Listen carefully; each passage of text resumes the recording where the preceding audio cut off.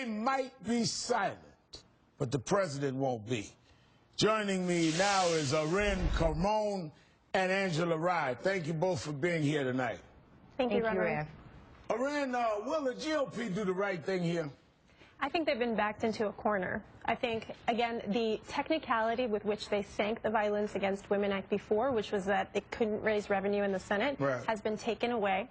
At this point, we're just talking about expanded protections for people who need them, LGBT people, Native Americans, and so on.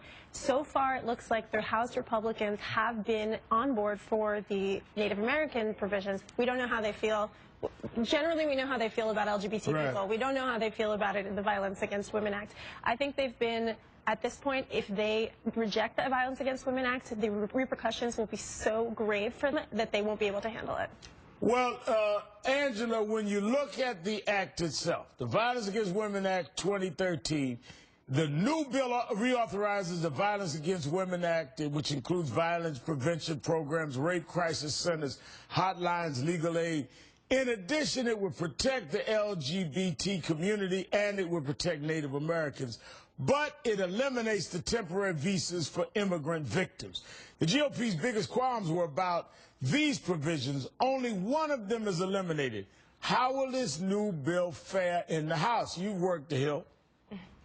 Well, I think first and foremost, we're late. We're late to, it's not even a party. This is about protecting women's safety. This is about ensuring that people of all walks of life in this country can fend themselves against violent attacks. So the fact that the GOP hasn't allowed the House, because they're the majority right now, to take up this measure is ridiculous. At this point, the GOP is not just off message, they're completely off their rocker. It's totally unreasonable. They act as if they don't have, you know, women in their lives, mothers, daughters, wives, sisters, nieces. It's just time for us to pass this measure, and the Democrats in the House are putting a lot of pressure on the Republicans to take this up. But at the same time, you look at Aren, the Personhood USA. They've launched a campaign to push lawmakers to strip the rape exception from federal abortion laws. This is what they put up. On their website, they say, quote, "Are you 100% pro-life even in cases of rape?" They go on to say a baby is not the worst thing that can happen to a rape victim, and abortion is. It's like these people will never learn. They lost in Mississippi, they lost in Colorado, they lost with Todd Aiken, they lost with Richard Murdoch. They still want to talk with a complete lack of compassion for women who have been victims of sexual violence.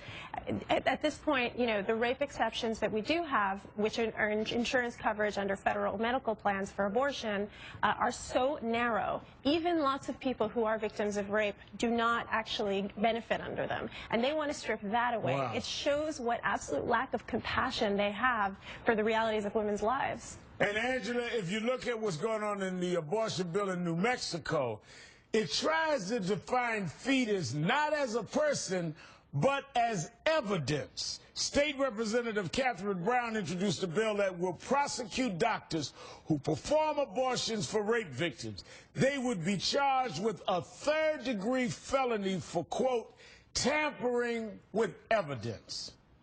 Well, what's beyond me, Reverend, here in this situation is the fact that Republicans want to protect the right to life in some instances and not in others. When you look at things like the death penalty and the fact that they don't fight for the right to live in that situation, or the fact that we are having this fight right now about the Second Amendment. You brought up Dick Cheney earlier. It just doesn't make sense. At some point, you have to have your arguments and your message aligned, and it just really is off right now. Well, I mean, one thing is clear. John Boehner made it very clear what the fundamental goal is. Watch this. With all that at stake, it's becoming more and more important for us to share the truth with our young people and to encourage them to lock arms, speak out for life, and help make abortion a relic of the past. Let that be one of our most fundamental goals this year. Make abortion a relic of the past. I don't think you could be clearer than that. Absolutely not, and I think we're going to see that in his legislative agenda. So, you know, John Boehner is not elected by the majority of American people. The majority of American people want women to have access to safe and legal abortion. They, on the other hand, many in the House Republican caucus, are elected by people who still very much want them to get in the examining room with a woman and legislate what she can and cannot do. So they're stuck.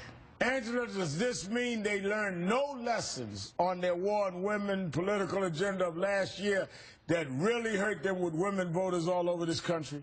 I don't think they did. You can look at what they did at the beginning of this Congress, and that was elect all white male chairs to committees of influence. And when they realized what they'd done the next day, they had Candace Miller, who had never served on House Admin, as the chair. So I think that there's not only a message problem, there really is the fact that they just don't understand. I don't know what else to do to help them. I don't really necessarily have interest in seeing that work, but they're totally off message. They're totally not in alignment with the thoughts and the opinions of the American public. It just doesn't make any sense.